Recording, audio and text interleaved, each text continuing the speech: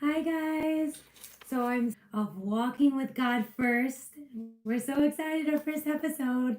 Okay, so basically today the title of our first episode ever is going to be Placing God First Gives You Open Heavens. And I don't know if you guys noticed the little play on words that I use there. So you place God first brings open heavens. You got that? You see what I'm trying to do? So basically, in life we go through a lot of different things, a lot of difficulties, and we struggle through a lot of different things. And so we ask ourselves every day, why aren't things going my way? Are you struggling with everyday life? Our everyday new stressors are added on and we feel helpless and we don't know what to do, which can be extremely difficult to navigate. And so often we find ourselves asking, why are things so difficult for me? Why am I struggling through these things? Why can't I find a solution? And we're constantly asking ourselves that. And so a lot of us have grown up listening to our parents, those old people, like we call them, telling us that you should be praying, you should be reading the Bible, and if you do all these things, then everything is going to go well for you. And this is something we are constantly hearing, like every single day. And, a lot of us, it goes in one ear and out the other. I've dealt with it. I've seen it. I've been dealing with youth for a long time. And I see that glazed look that comes over when an adult is trying to tell you to do something that you don't want to do. So they tell you, oh, you should be reading the Bible. You should be praying. You're like, wah, wah, wah. That's all you hear. So basically, you're not listening to the stuff that they're trying to tell you. And I promise you that what they're telling you is actually good for you. It's actually something that is going to help you in your life. And I was the same way. I didn't want to listen. And then I started to notice, hello, this is the key for everything. This is going to help me and fix my entire life. I just have to listen. And so that's what I'm asking you guys to do. Let's listen. There are keys, believe it or not, in the Bible that are going to make your life so much easier. So trust me, you do not want to miss out on this. So basically, when we look at the Bible, it's difficult for us to understand what it's trying to say. I get it 100%. It's very hard to understand it and read it. And sometimes we don't even thank God for the newer versions, like the new version. It's so much easier to read because if we read like the King James version, what are they trying to say? I don't understand.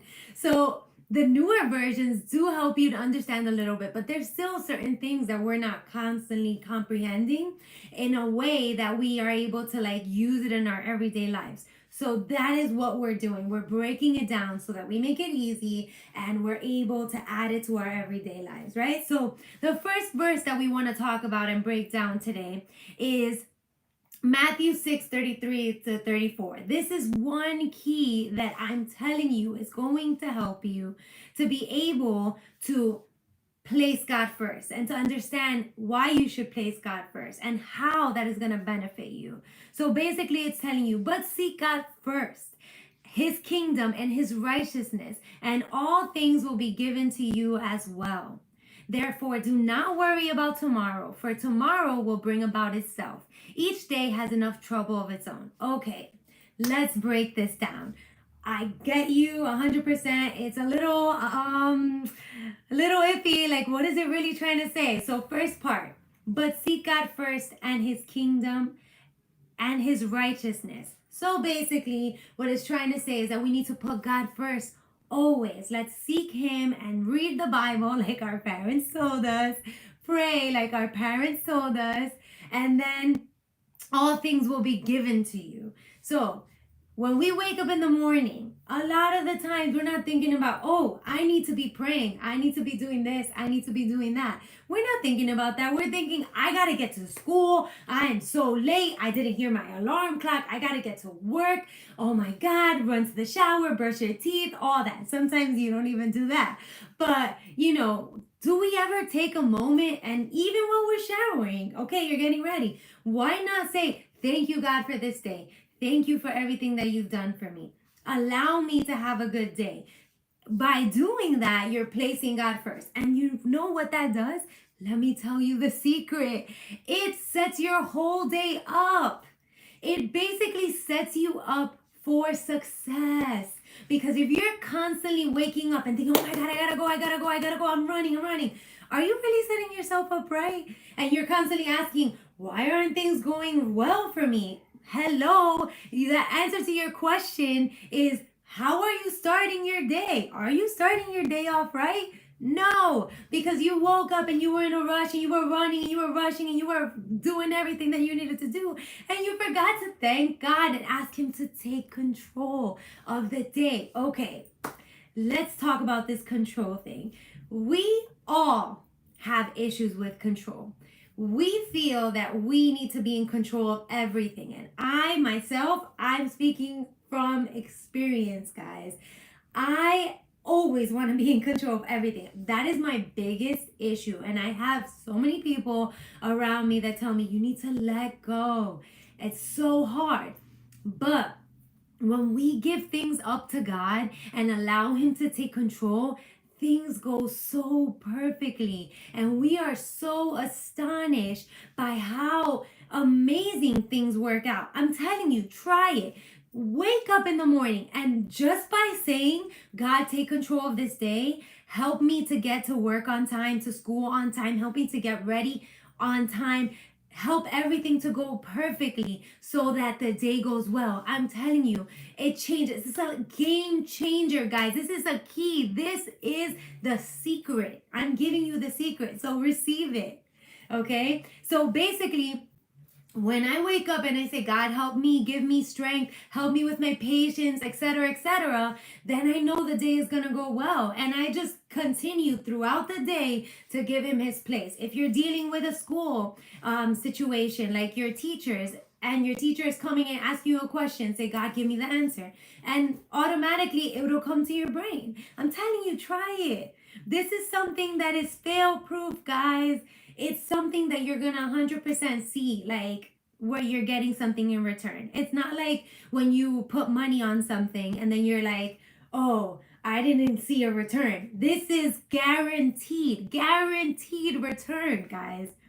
So basically, the one thing we have to make sure that we do, it's saying, therefore, do not worry about tomorrow, for tomorrow will worry about itself. So you're constantly thinking, oh man, if I didn't do this, I didn't do that, then things are not going to go well for me, and I'm going to set myself up for failure. But if you place your things in God's hands, then you don't have to worry about what's going to happen tomorrow because God is in control. You see how everything has to do with control. Let it go and everything will go well. And then it's saying each day has enough trouble on its own. So stop worrying about tomorrow, because tomorrow is tomorrow. You don't even know if you're going to be here tomorrow, because God could come right now. And then tomorrow, we don't have to deal with tomorrow, right? So we have to focus on giving God our first place now, today, when you wake up, when you go to bed, when you eat, when you sleep. Place God first. I'm telling you, this is the key for success, okay? So basically, let's think about this. We all say we love God, right? A lot of you guys are finding God now and you're falling in love with God, right? So this is something that is key when it comes to placing God first. The Bible tells us in Matthew 22:37 that love the Lord your God with all your heart and with all your soul and with all your mind. So what is this saying? That your entire being, your entire life, everything that surrounds you has to be focused on loving God. He has to be the center. It is telling us right there clearly. It's saying love your God with all your heart and everything will go well. So basically, we have to make sure that we place God first and that He is in control of everything that we do. That's two things that we already learned. So next, in Matthew 13:44-46, it says, the kingdom of heaven is like treasure hidden in a field. When a man found it, he hid it again, and then in his joy went and sold all he had and bought that field again. The kingdom of heaven is like a merchant looking for fine pearls. When he found one of great value, he went away and sold everything he had and bought it. So basically, you can own everything in the world. And when you find that one thing that is going to be like a game changer in your life, then you give up everything for it. Isn't God the same, guys? Isn't God something that changed your entire way of thinking, your entire life? It changed your heart. That emptiness that you felt before, it changed the second that you had God, that you let God enter into your heart. Your life, your thoughts, your everything, it changed. Doing this and giving up everything else allows God to take control. And this is another situation where we're seeing that if you give it to God and let Him take control, everything is going to work out. And this is something that we have to learn, that when we are setting ourselves up for success, we must be positive. We must place positive affirmations over our lives.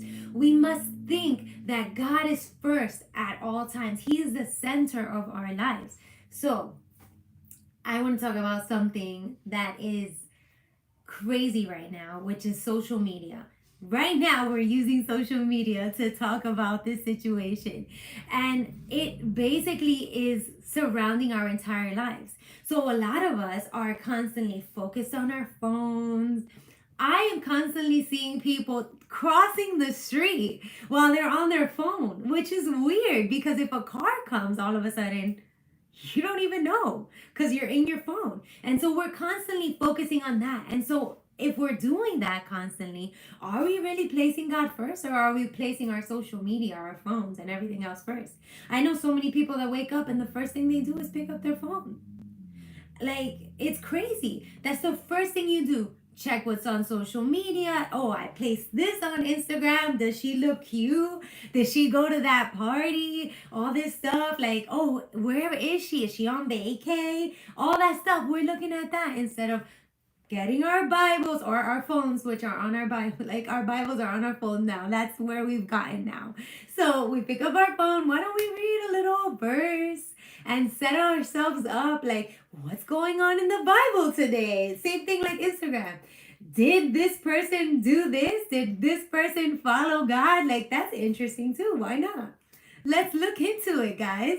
So basically, we need to worry about placing God first and focus on that, guys. Like, when you wake up, don't worry about Instagram. Worry about God. Worry about setting yourself up for success so that you can have a good day. And when you do this, it is so important to believe in what you're saying. So if you're saying, I know I'm going to have a good day, but in the back of your mind, you're thinking, man, I have a lot of stuff to do. I don't know if today is going to be a good day. Do you really think you're setting yourself up in a good way? No, you're thinking negatively in the back of your mind. So you're like not trusting that God is in control. You're not trusting that God has you. You're not trusting that your day is going to be good. You are doubting 100%, guys.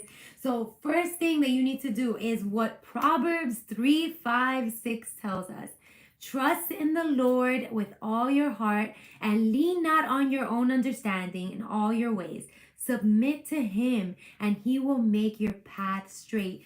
Yo, that's crazy. It's so clear right there, guys. It's saying if you trust in God and submit to Him, in other words, give Him control, He will make your paths straight. Okay. If you're in a curvy path, is it going to be easy for you to get there? No.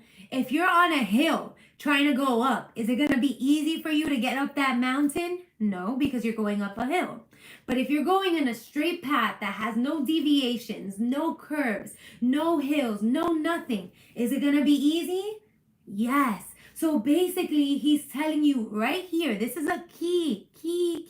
Listen, key.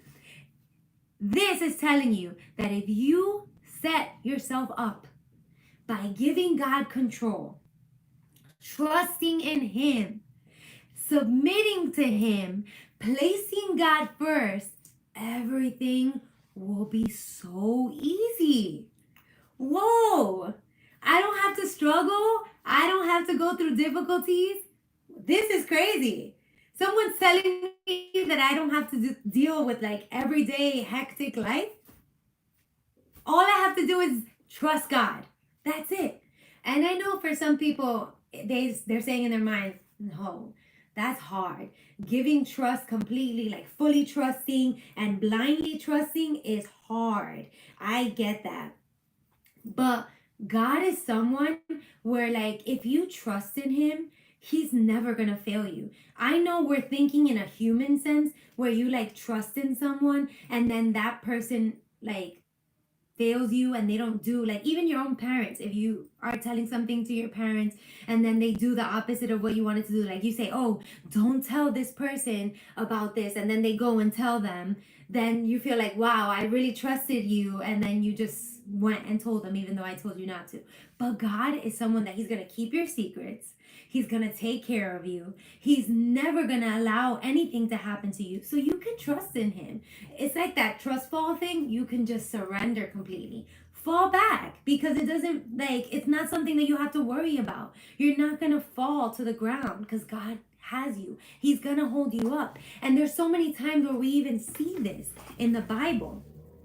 I want to talk about Job for a second. And I know that all of us have heard this story. And, you know, we've been hearing about it since we were little. But for those of you that don't know, let's do a quick recap. So Job is this man, and basically the Bible tells us that Job is basically almost perfect. Because it starts telling us that he's blameless, upright, he fears God, and he shuns and turns away evil. Is this guy human? Because we are dealing with everyday situations and it's so hard for us to say no. Like a lot of young people, you know, we have to deal with drinking, smoking, people asking us to go to parties and do this and do that, and we're constantly having to deal with what we consider evil. And this man is staying away from that. So basically it's setting everything up by telling us that he's almost perfect. Okay, so then he has everything that he could ever want. He has children. He has a bunch of livestock. He has a bunch of servants.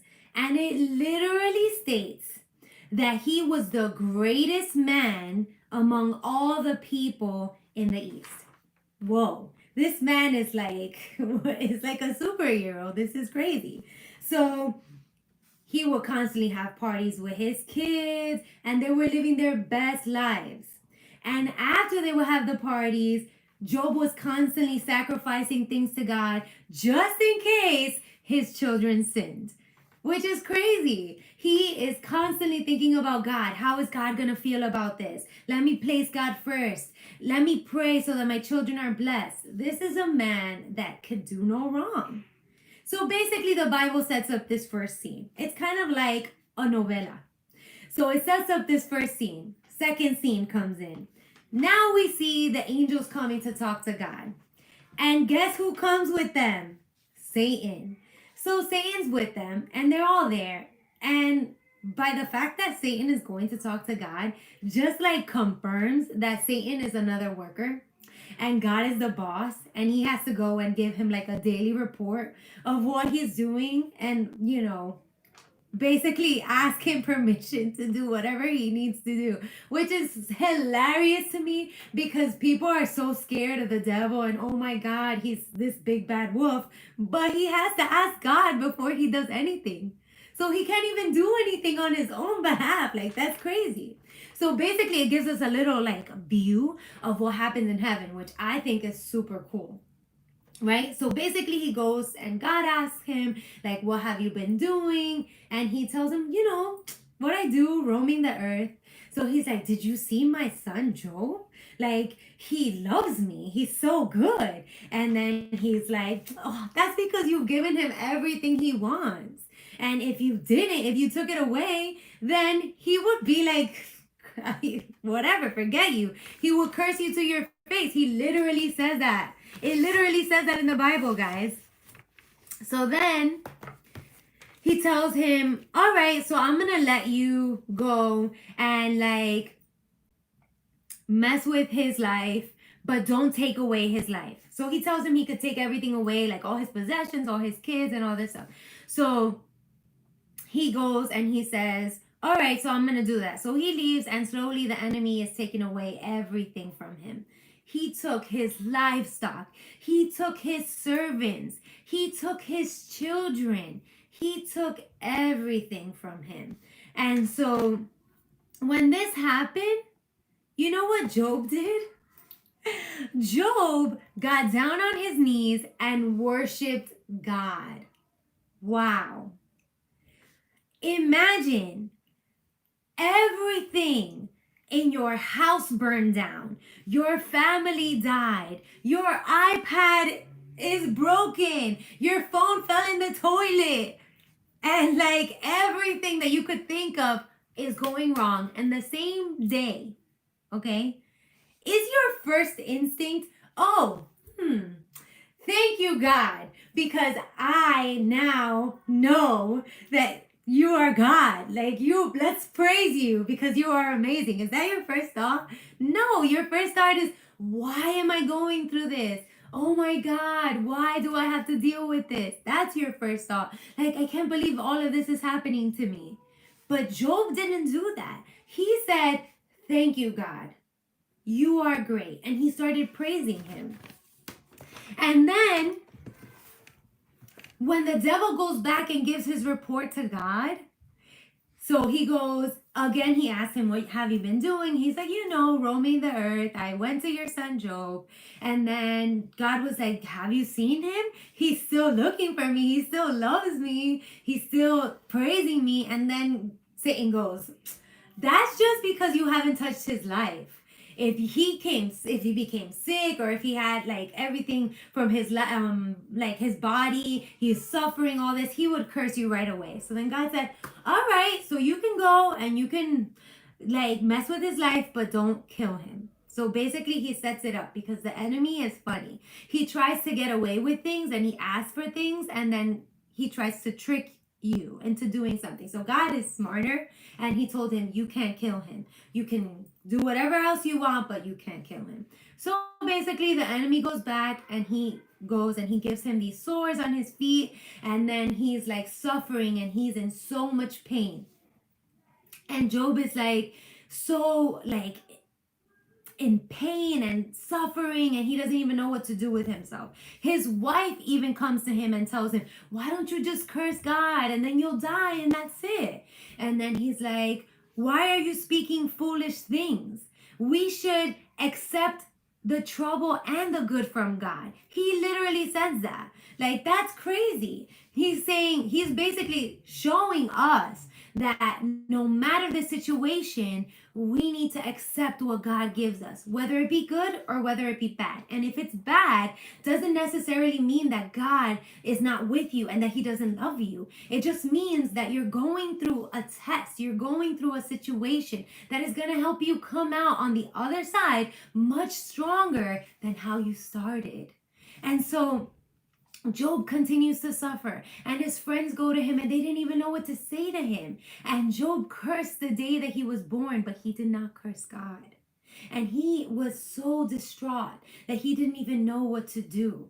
And he just asked God, he pled with God, he prayed to God, and God had mercy on him, and he eventually intervenes because he's not going to let the devil do whatever he wants, like until the end. He basically told him he couldn't kill him. So he was telling Job, you need to be brave, and he tells him different details about life and his creation, and he has a conversation with him. How crazy would that be for us to go through situations and difficulties and to literally hear God's voice and have a conversation with God? Job was astonished, and I know myself, I would be thrown on the floor, like not knowing what to do with myself, which It's something that we constantly do. We hear God's voice. But this is something like on another level where he's audibly hearing God, telling him things about life, explaining things to him. I would love that, for God to explain things in the Bible that I have yet to understand. It would be amazing. So basically, he's giving him, understanding and helping him to understand why he allows things that happen the way that they happen. And then Job recognizes that God has this infinite power and that he is like so amazing. And he understands that as a human, he has difficulties and things that are gonna, he's gonna struggle with. And then he asked God to forgive him, even though he never cursed him. But he felt that he had wronged God because he asked God to take his life. And he felt like he had basically mistrusted in God and not he didn't know that God was going to be there with him. Even though we see that he was constantly thinking, God is in control. I praise you, God. I know that you are in control. And so basically, he never completely gave up hope or faith in God. And this is an inspiration to all of us because Job went through the most difficult things. He struggled. He went through difficulties. He lost his family. He lost his children. And then after he struggled and went through all of this, you know what God did? He gave him twice as much property as before. He gave him no children and he gave him a long life. That's crazy. Basically showing us that if we place God first, if we constantly look at him, if we trust in him blindly, if we give it up to God, then he is going to take control. He is going to help us. He is going to set us up for success.